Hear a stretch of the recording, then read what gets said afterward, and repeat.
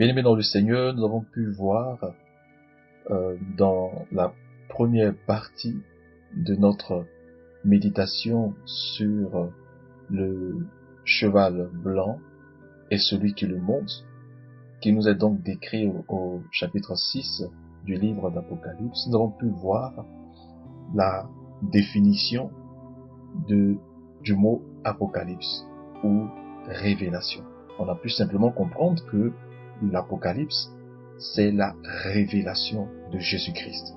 C'est le dévoilement que Jésus-Christ a fait de son œuvre de rédemption, de sa gloire après la résurrection, donc le Christ glorifié, mais également, et nous aurons l'occasion de voir certains aspects aujourd'hui où Jésus-Christ se révèle comme le souverain sacrificateur en activité pour la rédemption de ceux qui s'est acquis par son propre sang à la croix de Golgotha.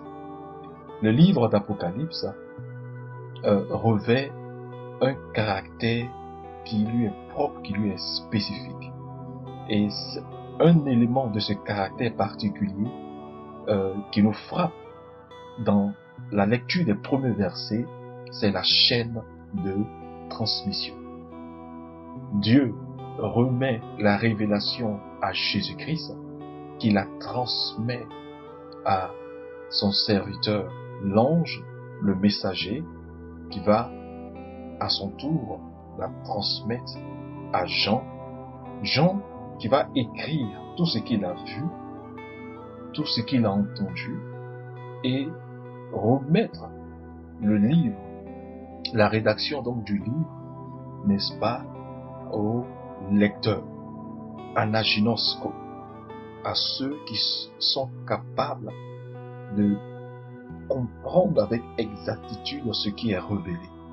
Et ceux qui comprennent avec exactitude la révélation de Jésus-Christ vont la partager aux auditeurs, à ceux qui entendent la parole de la prophétie, à ceux qui ont le shama, c'est-à-dire une compréhension profonde et exacte de ce qui est révélé.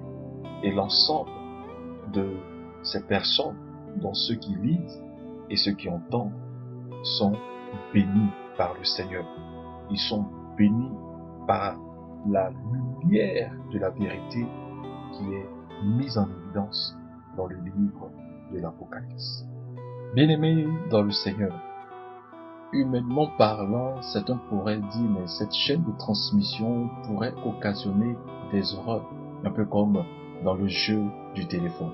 Mais ici, chaque élément de la chaîne doit être fidèle, à commencer par Jésus-Christ, qui vient nous rassurer parce que il est présenté au chapitre 1 et au verset 5 comme le témoin fidèle. Le témoin fidèle, mais en plus, le témoin fidèle est véritable. Nous aurons l'occasion de revenir dans une autre section sur la notion de témoin fidèle et véritable.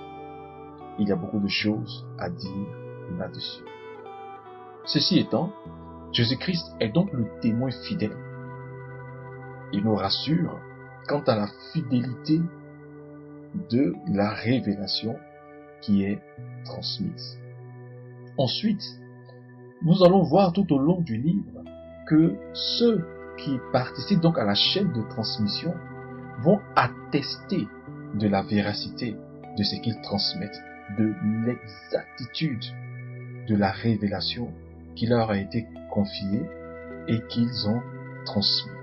Donc Jean va attester du témoignage de Jésus-Christ tout ce qu'il a vu, tout ce qu'il a entendu. Et cette attestation sera également faite par l'ange. Nous lisons dans Apocalypse chapitre 22, du verset 18 au verset 19, il est écrit « Je le déclare à quiconque entend les paroles de la prophétie de ce livre.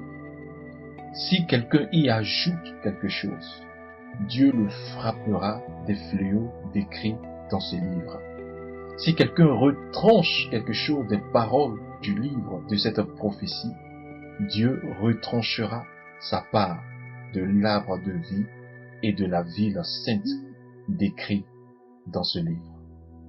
Donc, bien-aimés dans le Seigneur, nous voyons combien de fois une grande importance est accordée à la fidélité, à l'exactitude, n'est-ce pas, dans la transmission du livre de la révélation.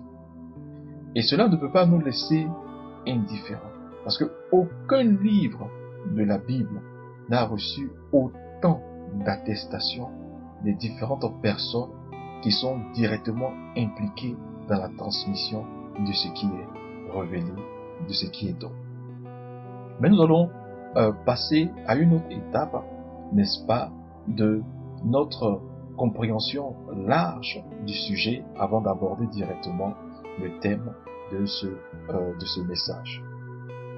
Alors, au chapitre 6, je vais lire à partir du verset 1, chapitre 6, donc le chapitre qui est donc dédié, qui commence donc avec l'ouverture des 7 sceaux. Il dit, je regardais, quand l'agneau ouvrit un des 7 sceaux, et j'entendis l'un des 4 êtres vivants qui disait comme d'une voix de tonnerre, viens.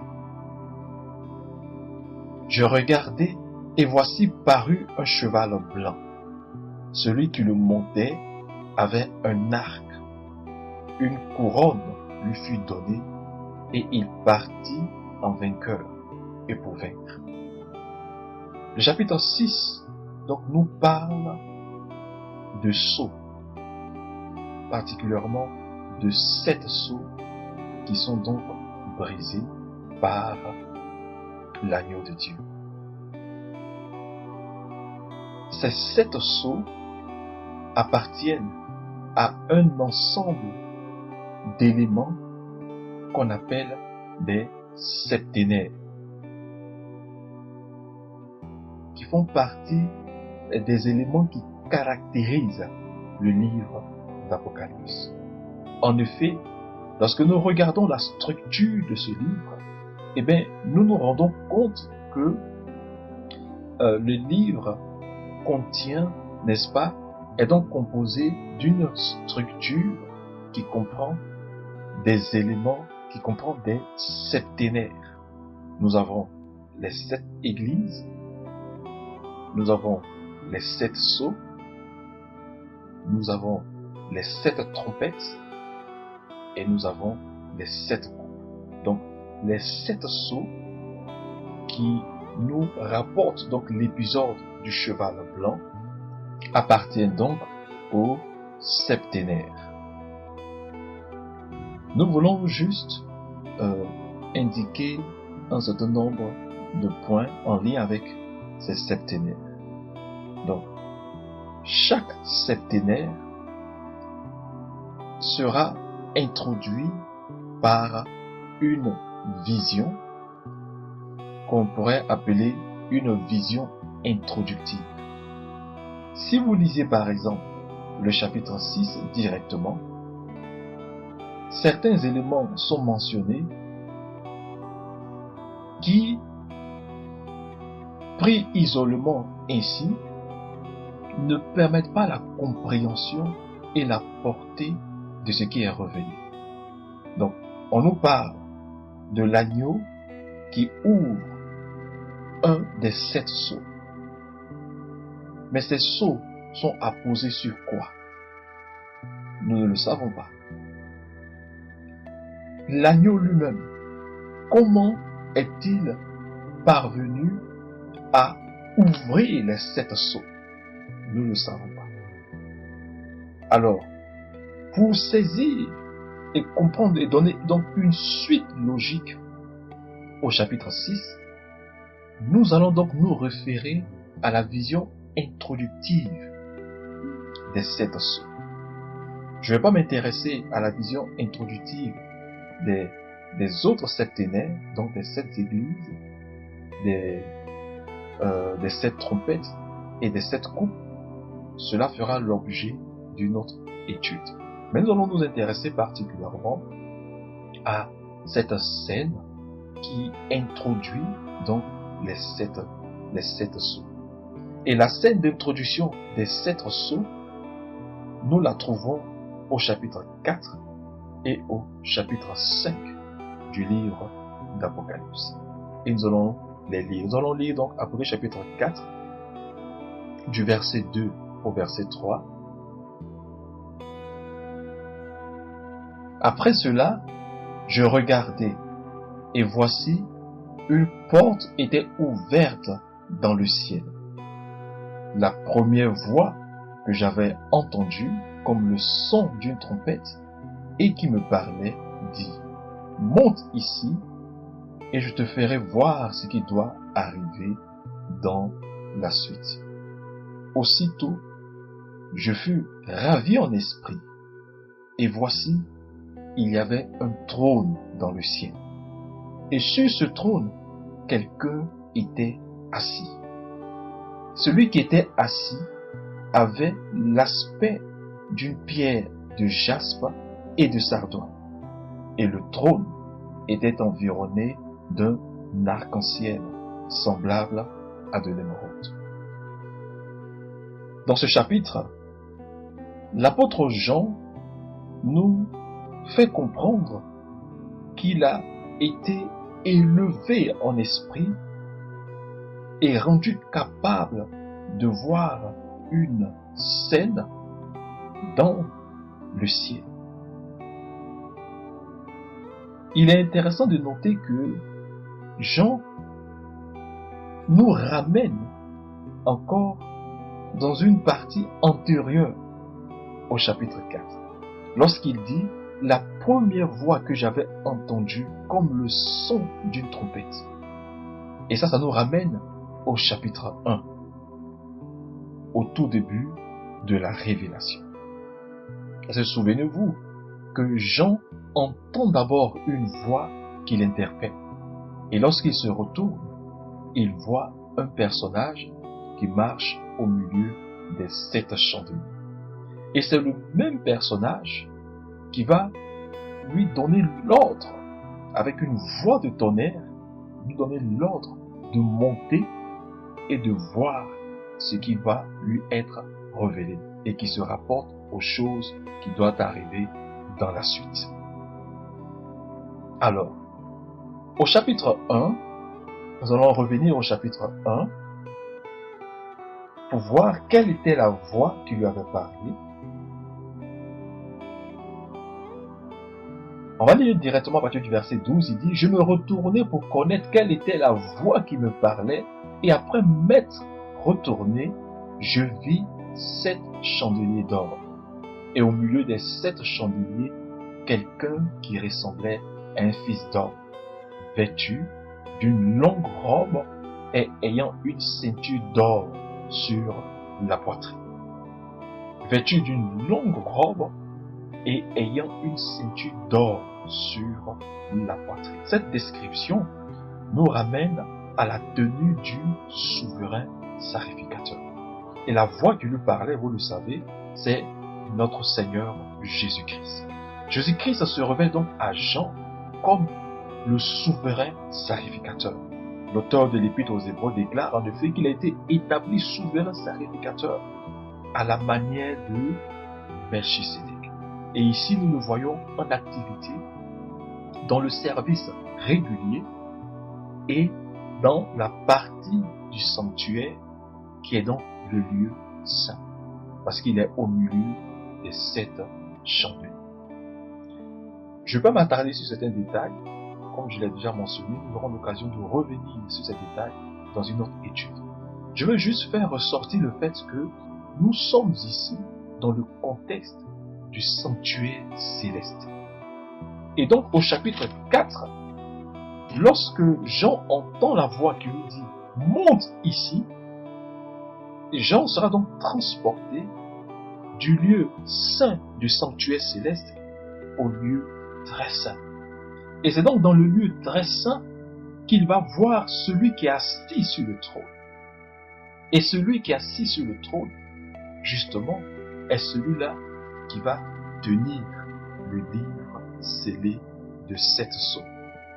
Livre scellé de 7 sceaux, dont les sceaux seront rompus au chapitre 6 du livre d'Apocalypse.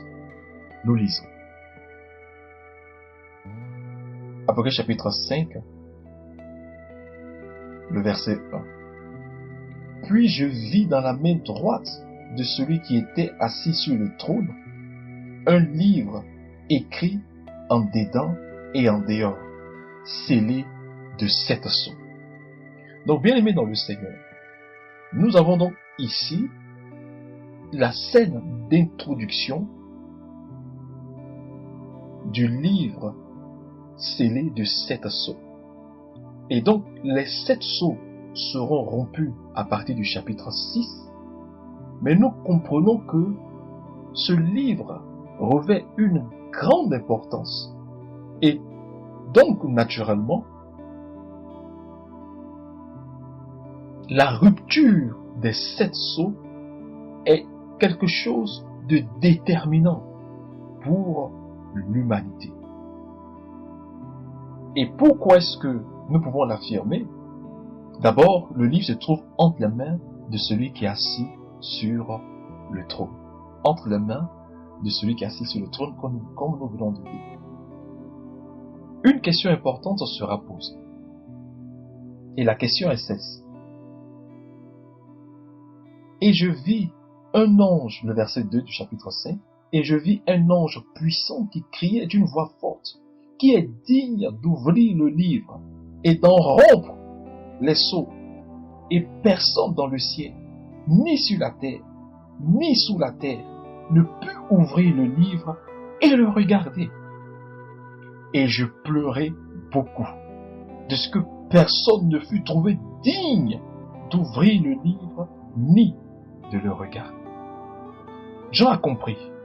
Il est dans le sanctuaire céleste. Il est dans le lieu très saint.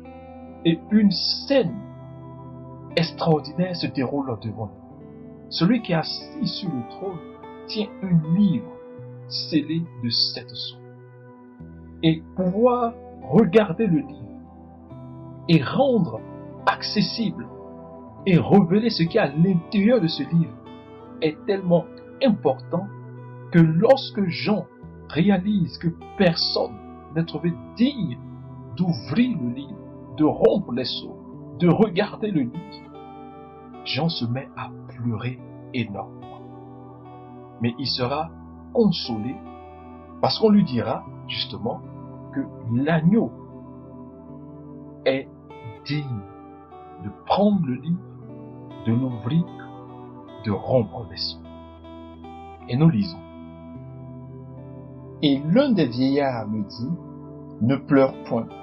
Voici, le lion de la tribu de Juda, le rejeton de David, a vaincu pour ouvrir le livre et ses 7 sceaux. Et je vis au milieu du trône et des 4 êtres vivants et au milieu des vieillards un agneau qui était là comme immolé. Il avait 7 cornes et 7 yeux qui sont les 7 esprits de Dieu envoyés par toute la terre. Il vint et il prit le livre de la main droite de celui qui était assis sur le trône. Amen. Voilà donc la deuxième scène qui va donc constituer l'ensemble de la vision introductive des 7 sceaux. Donc, en résumé, nous avons celui qui est assis sur le trône, qui est donc assis sur le siège de miséricorde, comme l'auteur de l'épître aux Hébreux l'appelle, et qui tient donc dans sa main droite un livre scellé de 7 sceaux, dont l'importance nous est confirmée par la réaction de Jean lorsqu'il apprend que personne, au ciel, sur la terre, sous la terre, dans la mer, n'est jugé digne de rompre les sceaux, de prendre le livre et de révéler son contenu.